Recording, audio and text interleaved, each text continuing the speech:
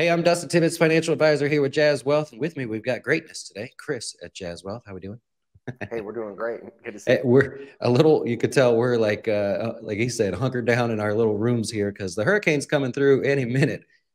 We thought, well, we're just going to make videos. Why not? Let's hang out and talk about it. We're going to cover, me and him were talking about it. We got some good ideas for when to do the Roth conversions, like the most opportune times to do it.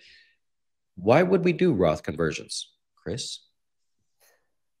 Well, we would do Roth conversions to get ahead of the taxes, right? Like pay the taxes now so we can have the tax-free growth later, right? We got to make those withdrawals. Especially if you're young, like people that think that far ahead and go, well, if I just convert now while I'm making less money or something, then the tax-free growth in the future is definitely there. And the other part is you're not required to take distributions from a Roth IRA, right? So in your IRA, when you get to be anywhere between 72 and 75, you're forced to take money out, which is a taxable event. So we're trying to get ahead of that. We want to know the best times to do it. And I'm going to kick things off, if you don't mind, Chris. Go ahead and start, boss. My favorite time, and I get all worked up about this. Chris hasn't seen it yet because you haven't been here when the market's been falling. But when the market starts falling and everybody's panicking about something, I start picking on people to do the conversions. Right? You okay over there? It's like a big thumb. No, Doug was calling me. Oh, really? Yeah. Shoot, man. Don't leave me alone. He's already evacuated.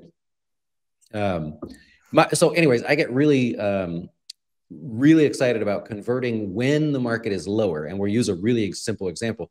If your IRA is $50,000 and then the market falls and all of a sudden it's worth $30,000 and you're going to convert it, well, you're only showing the government $30,000 of potential tax that you're going to pay there. Move it into the Roth. You don't even have to sell the positions. Then it goes into the Roth while the market's down. We all know it recovers at some point. And when you get back to 50,000, that 20,000 spread, well, it's not taxable. So I love kind of getting one over on the government. Every time the market is down, I lose my freaking mind about telling people convert, convert, convert. Let's go. And that's tip number one.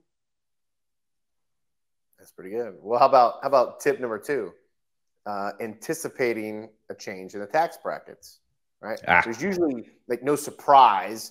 Hey, it's going up. Uncle Sam's going to be like knocking on your door going, hey, you're going to pay more next year, right? And so we've got some sunsetting on the current tax laws coming up at the end of 2025, right? Yep. And so 12% might go to 15, 22 might go to 24. And well, it might be a time now to kind of capitalize, right? And max out that tax bracket with those conversions. Yeah, especially if you're in the 12% bracket going to 15. That's the way it's supposed to go as of now. I don't know. We got the elections and everything coming up, but that's a definite one to think about is when the tax codes are knowingly going to go up. You don't have to convert everything. Just think about doing it that way. If you're a little older, tip number three is, hey, when you retire, let's say you retire at 60, right? I'm going to go 65 to give you less time. So if you retire at 65, we just mentioned a minute ago, the RMDs actually take place most likely for you at 75. So we've got this window where you have no real income on paper because you retired. And so you don't have to convert everything all in one year, but figuring out each year how you're going to convert and thinking through everything else in your life. Like maybe you take Social Security right away when you're eligible. Maybe you sell off a rental property and in 1 year you have higher income. Okay, skip that. Maybe we don't convert that year. But playing that game right there is probably one of the most fun things you can do because Uncle Sam sees next to no money in your pocket from income. So I love that. How about tip three? Tip four. It's tip number four. let me check. Oh, tip four. How about a low income year, right? So let's say one of the spouse gets laid off, or hey, I'm going to stay home and take care of the kids. You go from this income to kind of this income. Yep. Probably a pretty good time to cram some of those conversions in. It's the first thing I think about when somebody says, oh, the missus, we're expecting our second baby and she's going to stay home. It's like, well, let's look at your accounts then, right? We know your income's going to change unless somehow you're making the difference up. So it's something to consider there. And I got a bonus one for you. This one's a little bit tricky. Me and Eric have talked about this in the past.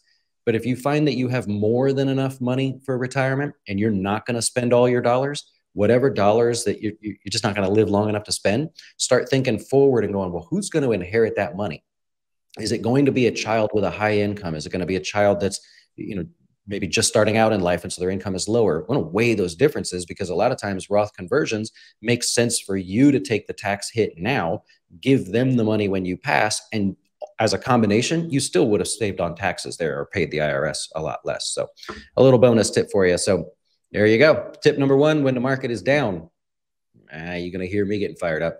Tip number two, if you think your tax brackets are going to change, or if you think the tax brackets are going to change. Tip number three, when you retire to the RMD age, that little spread right there, something to consider. And tip number four, hey, if your income changes, right? It makes perfect sense there. Any other thoughts, Chris?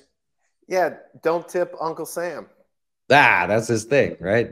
We got to pay our fair share, whatever was required, but we're not trying to tip him there. So if you can save a % here and there, that's one of the ways that we like to say we add value at Jazz, right? It's not just about your accounts growing. It's how many percentages did we save you along the way? So I hope you'll check us out at jazzwealth.com.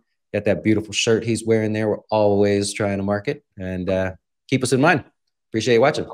Hope it helps. Take care.